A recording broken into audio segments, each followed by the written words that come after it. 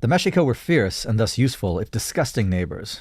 Culhuacan frequently warred with Xochimilco, the country of flowery fields, and Coxcox enlisted the Mexica tribesmen as mercenaries, promising them freedom from Culhuacan if they would capture 8,000 Xochimilca.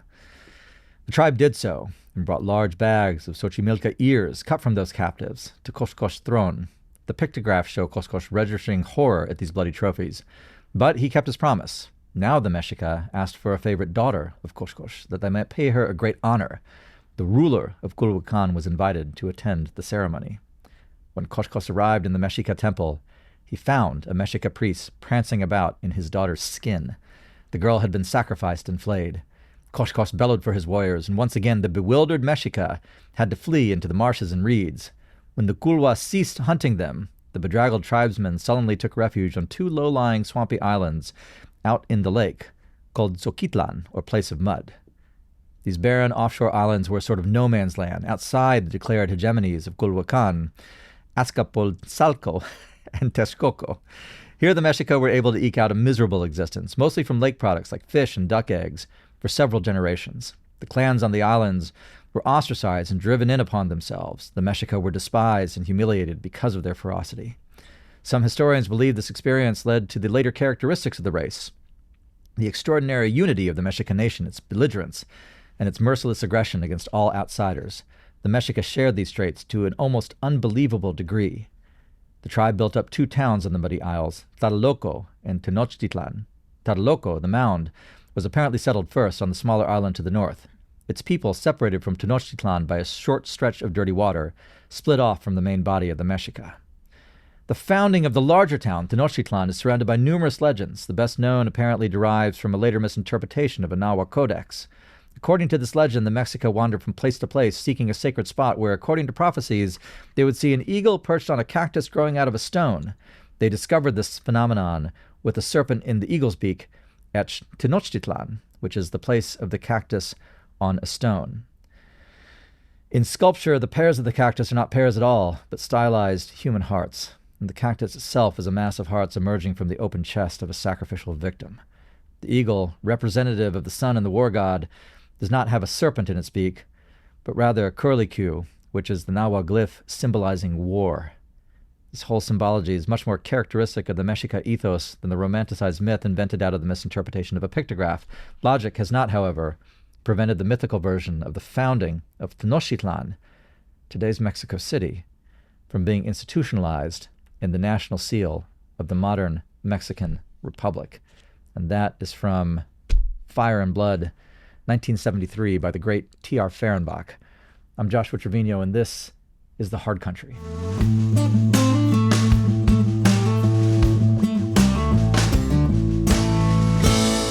Hello, everyone, and welcome back to The Hard Country. My name is Ariana Guajardo. I'm joined with Joshua Treviño, and I just have to go straight into this.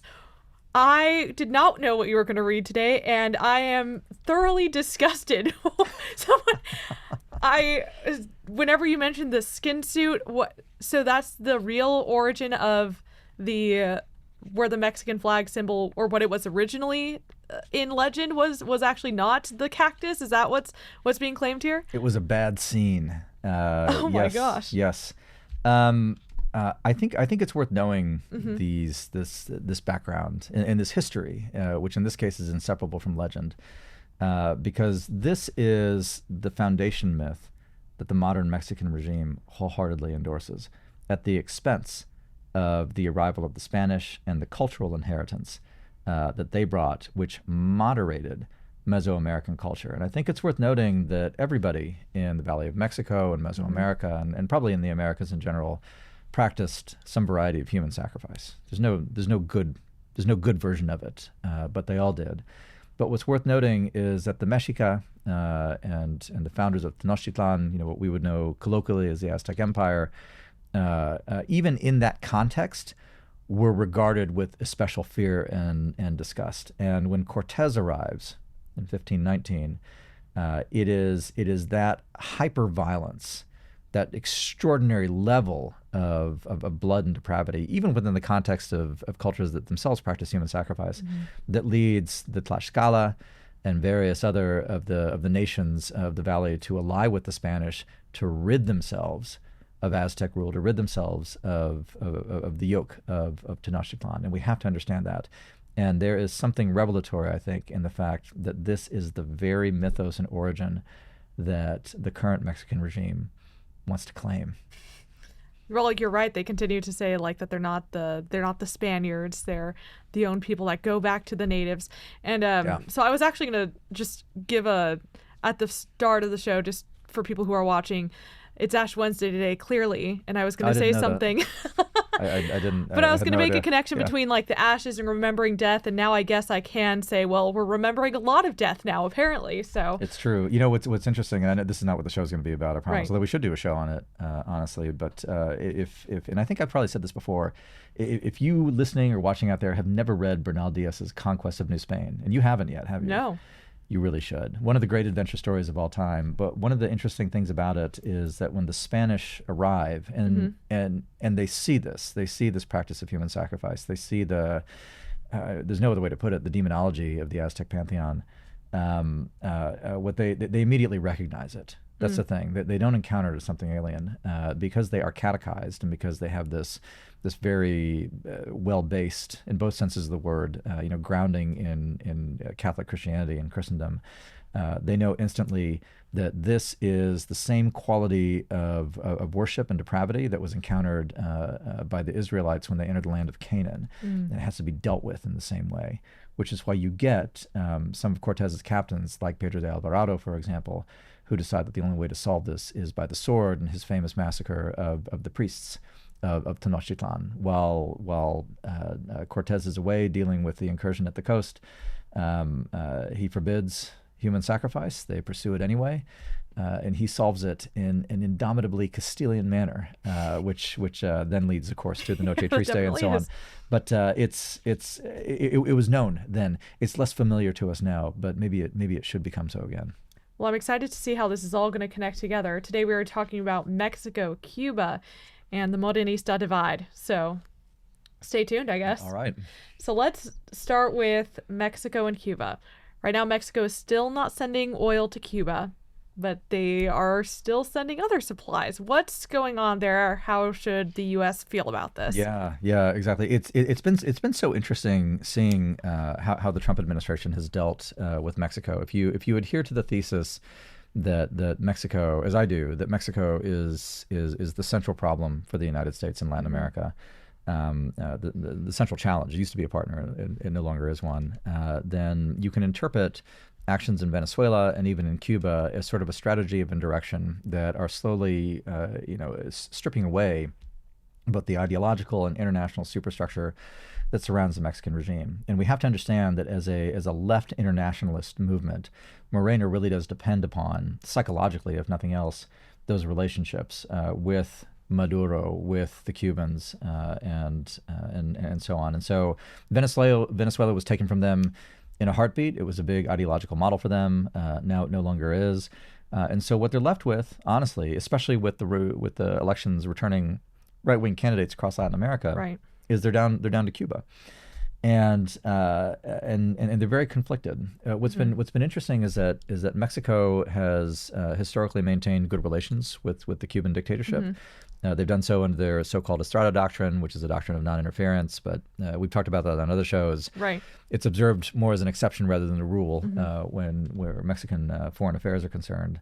But what's qualitatively different about the Morena regime, which has been in power since 2018, is that they feel a genuine affinity for Cuba. Cuba for them really is, and they're open about this, by the way, really is a desirable end state. And you can even go to, I'm embarrassed to admit this, I follow Morena accounts on Instagram.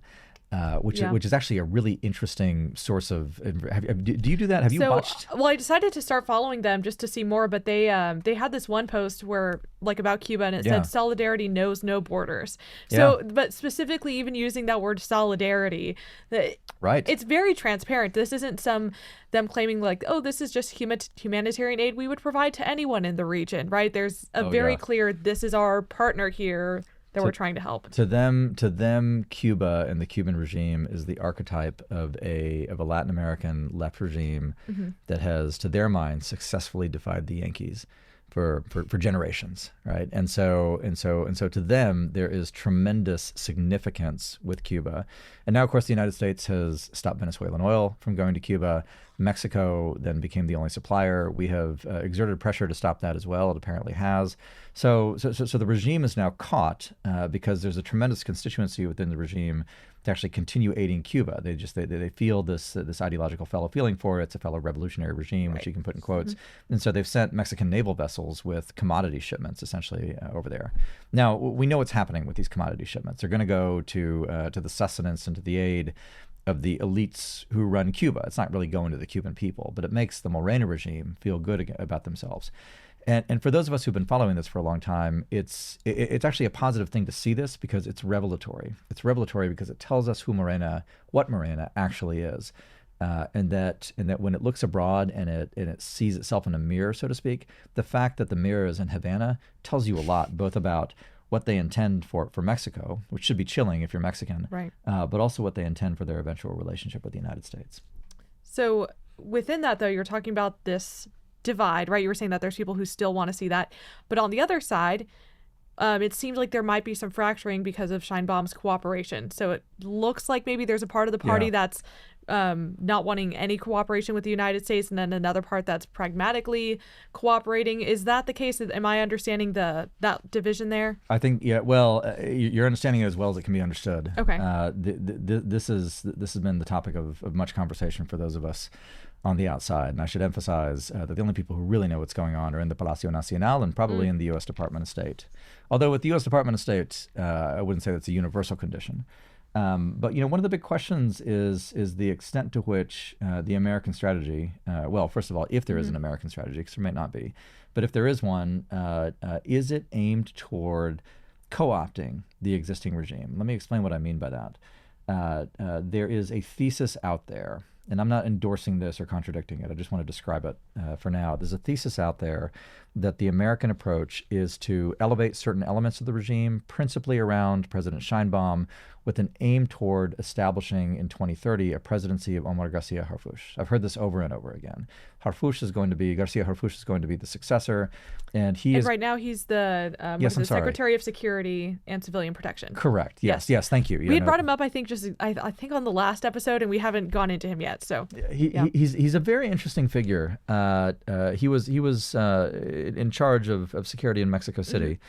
One of the cartels tried to kill him. They actually on Avenida Reforma, which is pretty shocking. So it'd be the equivalent of like the Champs-Élysées in Paris. And there was a guy, firing a machine gun into the windshield of his car, and he survived that. Wow. And so I will say, although it's a fool's errand to say who's clean and who's not in Mexican governance, but I have never heard anything untoward about Garcia Harfuch ever, which is, I suppose, tells you something in itself, right? I mean, he does seem to be fairly sincere in cooperating with the United States. Now, there are limits to that. Again, and you and I have talked about this on the show, they'll deliver narcos all day. They still haven't delivered a single politician. Right. And they're engaging in kind of the shell game of moving people around to make sure that the politicians are never brought to account. And as you know, my thesis, which I've expressed many times on the show, is that until they do that, all of our wins are only tactical. There's no strategic win. But in terms of delivering the tactical win, Omar Garcia Harfuch has done a pretty good job. He's well respected among all the Americans. He unquestionably enjoys the trust of President Sheinbaum, I assume going back to their relationship when they were in Mexico City's governance. And so the theory is that the Americans are placing a bet that he's going to be the next president of Mexico. If that's true, it may be true, I don't know. But if that's true, then what that means is that the Americans have also decided that Morena is something that we can live with. And that becomes very fraught. But anyway, I'll let you ask your questions. I didn't mean to. No, I was going to ask just that. Like, Yeah. is that the thought that is America hoping that it'd be him next? Or is it that it seems like Sheinbaum is already positioning him to be? Like, which direction is it coming from? So much of this is Kremlinology, right? So there was an old professor that I had who told me once, because he was a veteran of some three-letter agencies back in the 70s and 80s, and he said that this is one of the things. I think this is a commonplace, so this is not secret knowledge on the Hard Country podcast. But he would say that one of the ways you could find out who was actually running things at the Kremlin was to look at funeral arrangements. And so if you were like a pallbearer or something like that, I'm forgetting the details, but you kind of have to read Mexican governance in much the same way. There's an opacity to it, and so acknowledging that again, like the received wisdom is that Sheinbaum knows that her base is not really with the Obradoristas. It's not with AMLO. It's not with Adán Augusto. It's not with the kind of the Tabasqueño and other old guard with Morena, but it really is with the more technocratic function. And that's not because she herself is super technocratic. She is an ideological true believer in the Morena program, but she's not really one of the narcos either. She tolerates them, but she's not really one of them. And so the argument goes that she wants to elevate her guy, and Garcia Harfuch is her guy, from the Mexico City power base as a successor. Now, this will all accelerate after the midterm elections in 2027. So in 18 months, I may have a better answer. But if that's the case, then to the extent that it is U.S. policy, implicit or otherwise, that's our preference, that's something that we want, then I think we need to understand, and policymakers need to understand what that's going to signify. Now, I'm not here to tell you that it's the wrong answer, because who knows? And in fact, there is a very strong case that restrictive autocracy is the best possible outcome for Mexico. Right. But that has to be, contending with that has to be a very direct face toward the nature of Morena and the fact that by its nature it synthesizes with criminal organizations. And Claudia Sheinbaum can't break that. Omar Garcia Harfuch, can he break it? I mean, are we going to re-enter a period reminiscent of the 1980s or the 1990s where we tolerated, Carlos N. Gonzalez, for example, who controlled both the PRI party and had a robust partnership with El Señor de los Cielos? Well, actually, let's go a little bit into that. Go ahead, It seems like another thing that you'd brought up once that I wanted to dig into was you were saying that this is reminiscent, or perhaps reminiscent, of what we saw in the past with the PRI party and where they were at the time. Yeah. Will you just give me, especially because I don't have any knowledge into that era from Mexico. Sure. What was it like, and why are you seeing that there might be similarities? One of the initial interpretations of Morena, and one that I adhered to at first, although I think I was qualitatively wrong in several respects on it. Can we edit that out where I say that I'm wrong? No, I'm just kidding. You can keep that. That's fine. Because I was wrong. I was wrong about this part. I thought that Morena was going to be a rerun of kind of the 1970s isolationist industrialist, kind of the industrial left PRI. Concurrent with that time, Echevarria, De la Madrid, I mean, that whole welter of presidents. This is the what gets called like the Guerra Sucio, the dirty war era in Mexican domestic politics, when there was, I'm not sure if I would describe it as a counterinsurgency, but there was certainly a bloody repression of leftist movements, mostly student movements, and so you had the massacre in 1968 at Tlatelolco, actually, and I'm unfamiliar with this, actually. What do you mind? Student protests, army opens fire. Okay. It's a bad scene. Have you seen the movie Roma on Netflix? Have we talked about this yet? That I haven't. Have you not seen it? No. It's a masterpiece. It really is. It's are you familiar with it? Yes. Yeah. Okay. I know because my husband's added this on our "what you haven't watched this" list, and so we're gonna watch it at some point. Yes. We need to hang out. I guess so. Since we'll all get lunch soon. Don't worry. Since his wife is uncultured, I think he's trying to help that as much as he can. Roma is a great movie, in my opinion. If you disagree, don't tell me, because you're wrong. But it is a fantastic film. It's set in this era, and one of the episodes that you see in Roma is the Halcanazo, in which there are these. Right wing is probably a too facile description of them, but there are these government-aligned militias that run riot in Mexico City, and they beat up students, and they beat up leftists, and they beat up, they kill a lot of individuals, and so this was done. Again, a lot of cross currents, but this was done to keep the PRI in power, and it was done to, in the context of a lot of leftist advances in Latin America at the time. You also had a guerra sucio in the southern cone of South America, by the way. And so these are the infamous like helicopter rides for the Argentinians and things like that.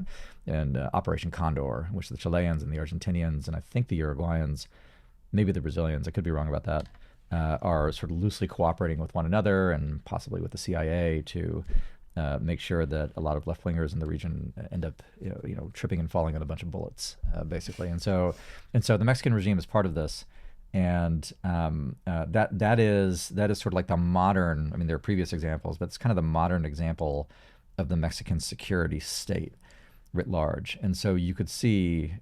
This is probably unfair to him. So this is not personalized toward Garcia Harfuch. I couldn't say whether or not he is of that ilk, but it's easy to envision that if you get to the year 2030, which is not very far away, but if you get to that year and he's president and Mexico at this point is effectively a monoparty with a very residual opposition and the civil society institutions have all been ripped up, which is currently happening. And you have a security first president who has a very tight relationship with the United States, which he does right now. And so if it's him, it doesn't become difficult to start imagining Mexican governance looking like what it did then, 60 years prior. And I'm not, and again, I want to be cognizant of the argument. I mean, this would be an argument that like de Tocqueville might make or something like that. That this might be the best outcome. Like this might be just the organic state of keeping the Mexican polity together. I think that's a little bit pessimistic, but I want to be, prudentially open to it. The last thing I'll say, I'm sorry to keep going on this, but no, this is interesting. But you all did subscribe to the show, so yeah, that's fine. But the other thing that I'll say is that really from essentially 1994ish to I don't know 2012 maybe maybe a little bit, maybe not that long. You had this window of a couple of decades where Mexico actually was doing okay. It had independent civil society organs. There was a lot more diversification of just sort of like the give and take of independent institutions and things that you and I would take for granted, leagues and citizen groups and things like that. And there was a lot of penetration of the ideas that came from the United States and what ordered liberty looks like. And you got to a point at the opening of the Peña Nieto era. Of course, the drug war had been going on for 6 years at this point, right. So it certainly wasn't good. But despite all that, you got to a point where Mexico, from the stats, was tipping over into a majority middle class society, which is not now. I mean, Morena has seen to that. Like, that's not going to happen anytime soon. But what does that structure look like now? What's that? What does that structure look like now? It's not majority middle class. Well, you can't trust the stats, first of all, anymore. That's fair. But they're not even trying to claim that now. Yeah. And the reason they're not even trying to claim it is because it's just completely not credible. Something like, I mean, how much of Mexico is middle class? I don't know. Depends on the metric, but if it was arguably around 50%, in 2012, 2014, it might be at 35% now. Wow. Well, they've had. I think we've mentioned this on the show before. They've had essentially flat economic growth for this entire. And let me guess, that's not because people moved up into the higher class. It is not because they moved into the higher class. No, unless it's the higher class of going to the United States and doing something here. Yeah, fair.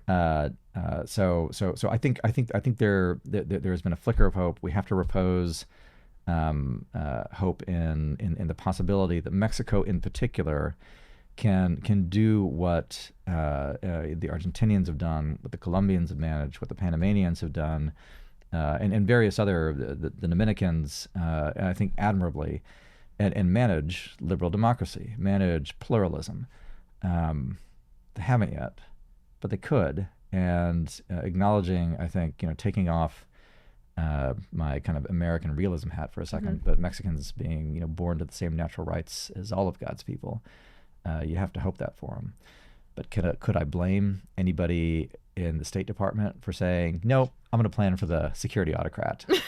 I don't think I could. Right. But I wish it were otherwise. Yeah, or at least maybe anticipate for him at the very least or best. Well, the thing is that those structures are brittle, right? So you're guaranteeing breakage at some point. And so the question is, do you have it up front and in a way that is good, or do you have it on the back end when it becomes less manageable? I don't know. But I'm guessing Omar Garcia Harfuch then is then a part of the Morena group that's a little bit more cooperative with the United States, at least to a point. Is that correct?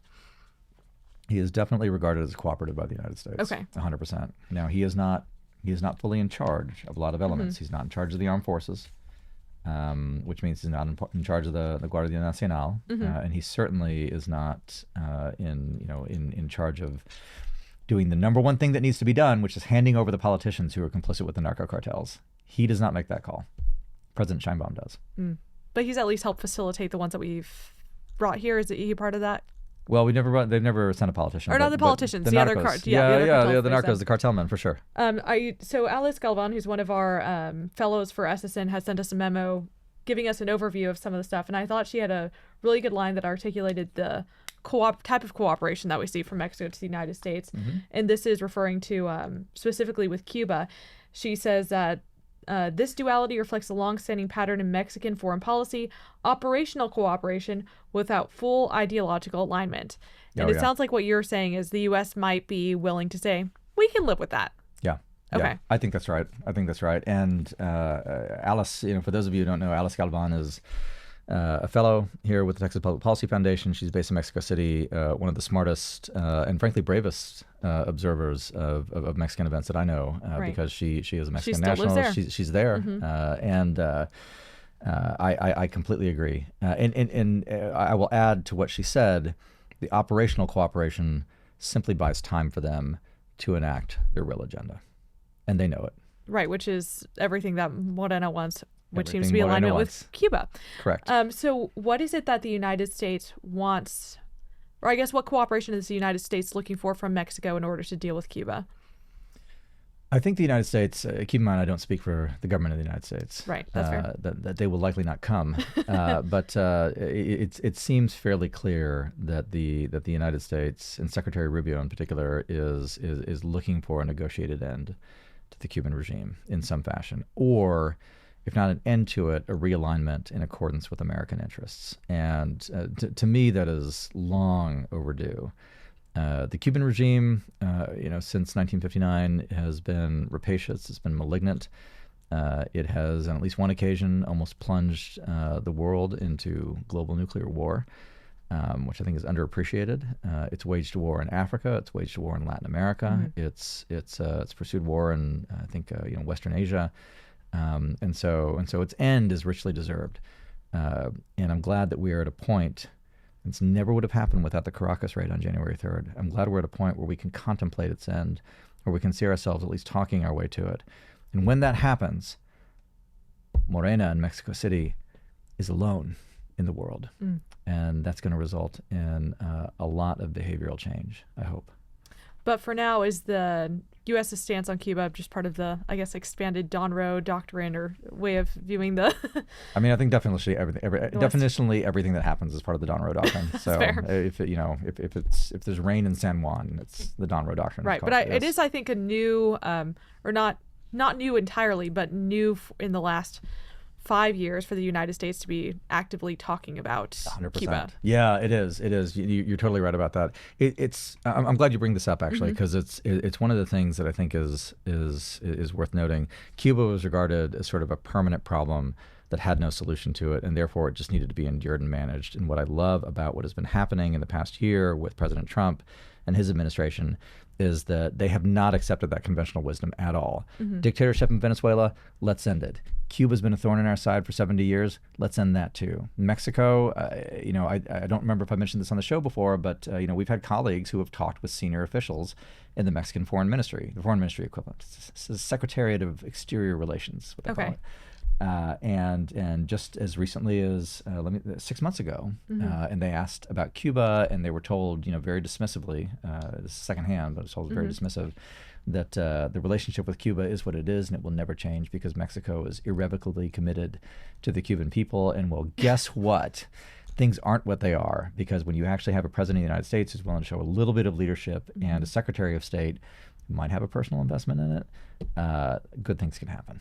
Right. Well, it seems like Morena might be fighting back as much as they can, even if it's just sending food. I think it's food and medicine for now that they've been sending. Food and medicine that will go straight to the communist rulers of Cuba and not ever reach a single ordinary Cuban.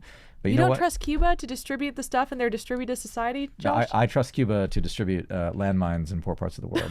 That's the signal achievement of the Cuban regime. Well, that's fair. Yeah. So, moving back to Mexico, it seems like there also is a little bit within the Morena party a shakeup, or at least different personnel being moved around. Yeah. Is that because of this divide, or is it just a strategic thing? Like, what's going on, and what do we know? Yeah, there are differences of opinion on what this means. So you've had Adán Augusto, I think, leaving the Senate, and then you've had this guy Marx Arriaga.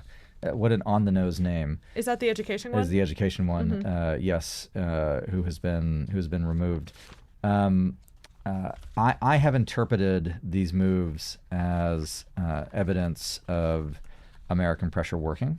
Okay. There are Mexican friends who, frankly, we probably should defer to, who don't agree with that interpretation. Right. And what they will argue, and I'll be non-specific as to who this is, but what they will argue is that this is merely a case of taking certain individuals out of the spotlight, so that the Americans think that they're dealt with when in fact they're not. They're just being moved essentially to internal governance roles. And so, like Adán Augusto, for example, I don't know if this is true, by the way. Is now he's not going to do the public-facing work. He's going to do the inward-facing work of continuing the Morena domination of civil society and the dismantling of civil society that's been going on. And remind me, that's the person who was education, or the one from I'm sorry, from the Senate. From the Senate. From okay. the Senate. He is AMLO's cousin. Of course. Well, he's I AMLO's shouldn't be cousin, surprised. and actually he's a known bad guy. I don't think it's unfair to say this. There was this leak of government documents called the Guacamaya leaks that took place, I think, 2 years ago. Okay. And so the Guacamaya leaks are terabytes worth of data that were downloaded, and anyway, they're easy to get if you know where to look. So I leave that to the enterprising listener to figure out how to get the Guacamaya leaks. But on the Guacamaya leaks, Adán Augusto, who at that point was in governance in the Estado de Tabasco, there's essentially correspondence proving that he was handing over personnel files for the state police to local cartels. So he's a bad guy. Wow. He definitely he should be in jail probably if that is true. Now, the pushback is that anybody could fake anything on the internet. Well, maybe, but I doubt it. And so he's always been one of these figures that I think the Americans probably want. He's probably on the American list, and now he's being moved out of the spotlight. And at the very least, he's probably on your personal list of the ones you'd want to at least see potentially brought to justice or tried. Well, for the sake of our listeners in the Mexican security services, I have no personal list. It's all business.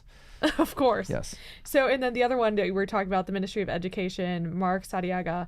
And so he's the one who had all the woke textbooks. And I'm guessing a lot of that is the revisionist type of stories that we were talking about in this, both ideas and the natives and other stuff. Yeah, it is, but it's more than that.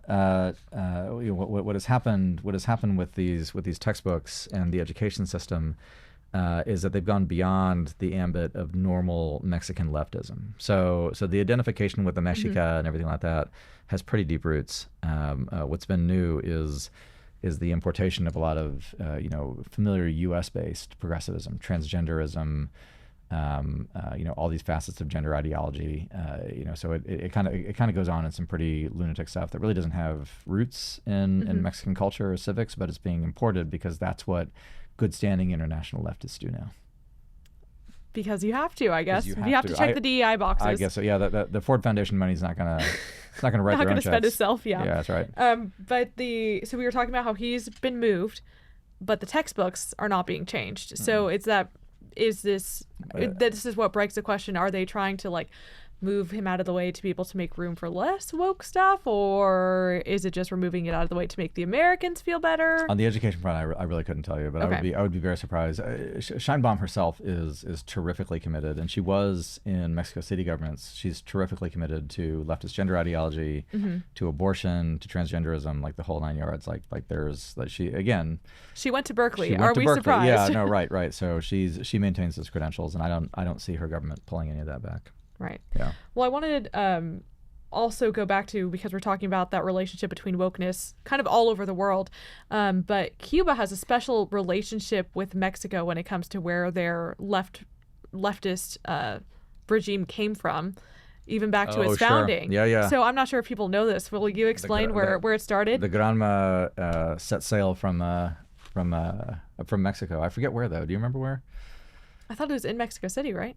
Well, that's not where the ship set sail. Oh, the from. ship. But, Sorry. but yeah, I but thought yeah, you were talking about yeah, right. Castro was in Mexico City. In fact, there's a I wish I could remember the neighborhood. There's a statue on a park bench in Mexico City, and I believe it's outside the building where he lived, where it's like young Fidel sitting there, and it memorializes that Mexico City was the incubator of the Cuban Revolution, which they're very proud of. Weirdly enough, young Castro looks exactly like Justin Trudeau. I'm sorry. Yeah. Looks like Justin Trudeau.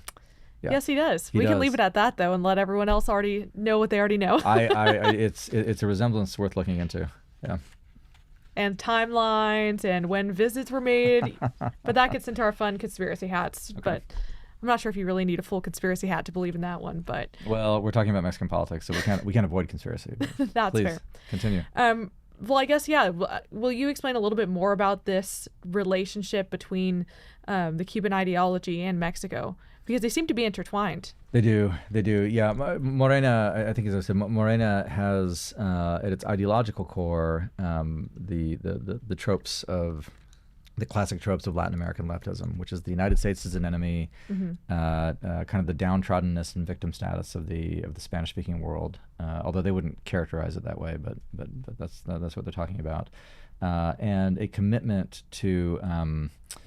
How would you put it? Los políticas del alma, right? Like the politics of the soul. This very sort of gauzy leftist collectivism that then turns out to inform policy in some ways. And the Morenistas are very much in love with it. Latin American left in general inhabits kind of this magical realism space. Anyway, not to go too far afield, but you can think of the Morena worldview as that applied to economics, where it just completely fails. And so it's not possible to run an economic program based upon like AMLO's visions and dreams, which is almost literally kind of what he would say is the basis of a lot of his work. But they do. I mean, they give it a shot, and what it leads them to inexorably is autocracy and tyranny and violence as the state either breaks down or allies with its criminal regimes. And so that's what you end up with. And again, Cuba to them has the same villain. They see themselves as victims of the United States. And so, what has Cuba done? Cuba's defied the United States successfully. Now, it's been at the cost of rampant poverty and the total destruction of any value in Cuba. But at least they showed those Americans. Tienen honor, like they've got their honor. And so that's very compelling to a particular class of Morenista. So we've seen the United States putting pressure on Mexico. It has, if not changed the sentiments towards Cuba, changed what they're able to provide them, That's being right. oil mainly. Yeah. So what other steps can the United States take to create a better relationship with Mexico? What steps can we take? Sure. I don't know that that's the question, to be honest with you. I think that's because to ask it that way has as an implicit premise the idea that a good relationship, however defined, is the desirable end state. And I don't think it is. The desirable end state is a Mexico that poses no threat to the United States, which I think is quite different. And that can be achieved in ways that leave us with a poor relationship. And we should be open to that. And so to get to that, if I could answer a question that's Yes, not the please. one you asked, Yeah. we should, listeners will not be surprised to hear me say it. I mean, we should continue to push for accountability for the politicians, not just the narcos, but the politicians who have been collaborating with the narcos. And we should break that alliance. If we break that alliance, then I think there is reason on a strategic level to have optimism. But if we don't do that, if we go for the managerial approach, which office holding being what it is, that may be the case. You could have somebody saying to himself, I've only got 24 months left. I've only got 18 months left. Like, let's achieve what we can achieve here. And then a new administration will come in, whether it's left wing or right wing in the United States, and you'll start afresh in some ways. That's all possible, but I'm always hoping that we can take a longer term view and recognize the dynamics that have led the U.S. Mexico relationship to be fundamentally unstable for 200 years are still in place, not going away, but that because they're 200 years old, we actually do have a toolkit for dealing with them. Now, whether we're willing to use that toolkit, I suppose, is a whole different question. Very But under the Trump administration, we mostly have been. Mostly. And maybe by the next time we do another show, we'll have an actual list of names being demanded, but we can only hope. Any other parting words that you want to leave our viewers, Josh? No. Well, yes, actually. I think, I read that excerpt at the beginning of kind of the horrors that characterized Mesoamerica prior to the Spanish arrival. And I want to make 2 points of that. One is that the Spanish arrival was a good thing. It doesn't get said enough, but the Spanish arrival was a good thing. It was positive. It is good that reign of terror and blood was ended in Mexico. And anybody who tells you otherwise is either in a completely different moral universe or does not know the history. But the other thing I want to note, and I think this has to be noted, and I'm thinking of it because you've got your ashes today. Good for you. I'm glad you're a true daughter of this inherritance in full, which is great. So I'm grateful as well, for the of course, Spanish coming to Mexico. But 400 years, almost exactly 400 years after the Spanish arrival, it was ordinary Mexicans of lower classes, largely descended directly from those same Mesoamericans of indigenous origin, who constituted much of the core of the Cristero Revolt, which was a noble rebellion against essentially a Soviet-style attempt to stamp out Christianity in Mexico entirely in the aftermath of the Mexican Revolution. And that proud tradition, to me, is the best of Mexico and is still alive. And those of us who wish Mexico well, and which I think includes both of us, ought to know it, ought to honor it, and do our best to support those who share that vision and spirit. Well, thank you so much for both sharing the inspiration, and hopefully Mexico will take you up on your advice there, Josh.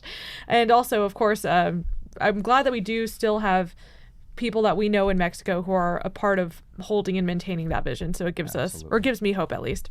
So thank you for taking the time. We'll see where this divide takes us. Again, I'm just praying for a list of names that we can look at some point and analyze together. But everyone else, thank you guys so much for watching. We will see you next time.